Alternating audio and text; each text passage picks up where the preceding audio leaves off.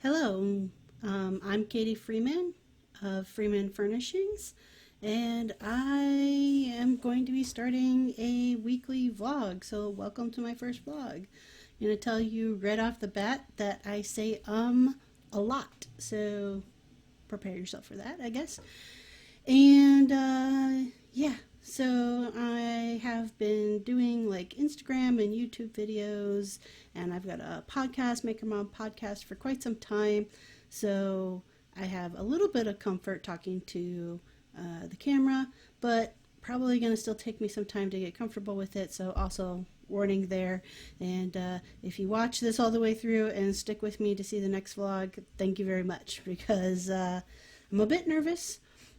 So for this first one, though, I think what I'm going to do is talk about something that I spend a lot of time thinking on and researching, and it relates to the project videos that are on the YouTube channel, which is finishing of wood products and wood projects. So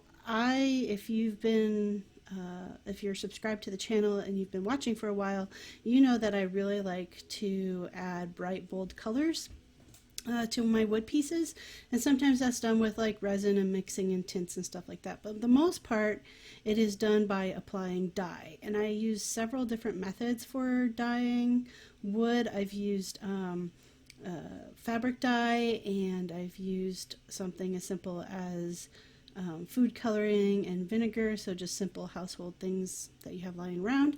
And then recently, which I don't have this project up yet when this vlog is coming out, but recently I've tried out a new new to me dye product called Keta dye, which is a powdered dye that you mix with water or other liquid mediums.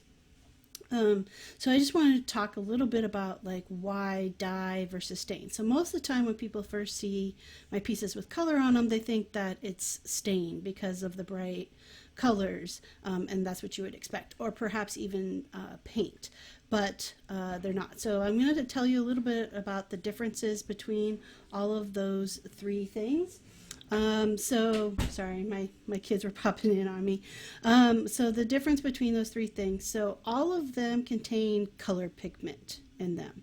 And the biggest difference is the size of the pigment. So paint has the largest size of pigment. All right. And then you go down to stain, which has a little bit smaller. So maybe you could think of like a medium sized pigment, and dye has the smallest amount of pigment. In addition, so because of the size of the pigment with the stain and the paint, when you apply it to wood, or really anything, but when you apply it to anything, the pigment is staying on top of the surface. All right. So to me, the downside to using either one of those things is that you lose what the wood grain looks like because the pigment is sitting on top, so you can't see the grain, the figure of the grain at all. Whereas dye, the pigment is really tiny, plus a lot of times there's something about the dye that is going to chemically change the physical composition of the surface of the wood so that it actually changes to that color. That's how dye works. And so most dyes have what you would call like a mordant in it, and that's what makes it stick. And it's the same thing if you're using fabric dyes with fabric. So like if you're gonna dye like a cotton t-shirt or something like that, then there's like a mordant in there to make it stick so that when you wash that shirt later, it doesn't, all come out and get on all of your other clothes. And the same thing with wood, which is very similar to like cotton. It has a cellular structure because it comes from a live thing. And so you can change that cellular structure with a little bit of chemistry. So usually the different dyes I've used, like the fabric dye I've used, I just pick up at like Michael's or something like that, and I don't alter it in any way. Sometimes it like comes ready to apply, the stuff that I buy, and sometimes I'll mix some water in it just to dilute it a little bit. So It's not quite as strong. But if I'm doing like the food dye and vinegar mixture, the vinegar is the mordant, so that's what's going to make it stick, and it's going to actually change that surface level of wood to whatever color you're using.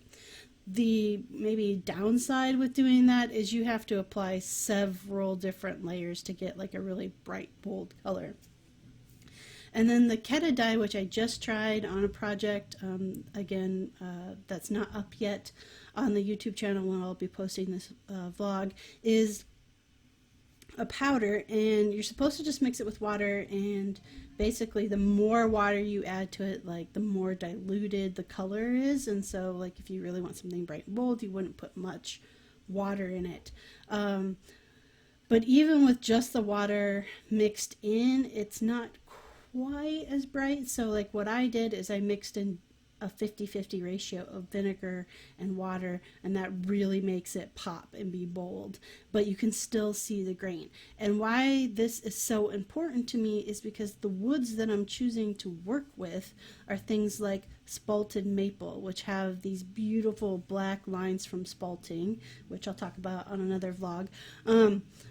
Or I use things that have really weird or funky grain types, and so I want to see that wood grain come through. Like that's part of the design when I'm designing out my projects, is it has to have some character from the wood itself, and I want to maintain that while also adding this like funky pop of color to it. That is my aesthetic. That's my design style. So now you know the difference between paint and stain and dye, and why I choose to use dye. And yeah, so thanks for watching my first vlog, and I'll catch you guys next week, because this is going to be a weekly thing. You never know what I'll be talking about. It might be wood projects, it might be about family life, it might be about how the wood projects are the side hustle right now. You just never know. So I hope to see you guys come back. If you aren't already subscribed to my channel, please do so. That really helps me out. And please like and comment down below and ask any questions you want, because hey, it helps with the vlogging too. All right, I guess I will see you guys next week. Bye.